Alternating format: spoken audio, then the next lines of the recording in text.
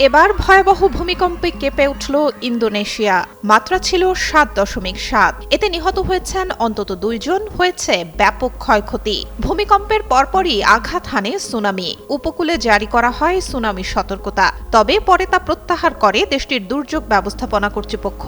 স্থানীয় সময় শনিবার ভোর ৪টা ৫৮ ইন্দোনেশিয়ার পূর্বাঞ্চলে আঘাত হানে এই শক্তিশালী ভূমিকম্প, যার গভীরতা ছিল মাত্র ১৫ কিলোমিটার। আর কেন্দ্র ছিল নাগেওকে মোবাইল শহর থেকে প্রায় ৩০ কিলোমিটার উত্তর পূর্বে।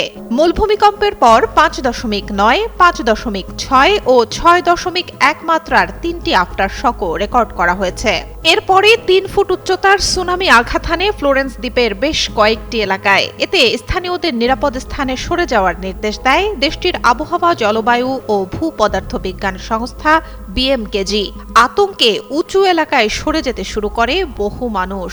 বিএমকেজি জানায়, পূর্ব নুসা তেঙ্গারা, দক্ষিণ সুলাওয়েসি ও পশ্চিম নুগা তেঙ্গারা প্রদেশে ভূমিকম্পের প্রভাব পড়তে পারে বলে সতর্ক করা হয়। তবে পরিস্থিতি পর্যবেক্ষণ করে কিছুক্ষণ পরই জারি করা সুনামি সতর্কতা আনুষ্ঠানিকভাবে প্রত্যাহার করে সংস্থাটি।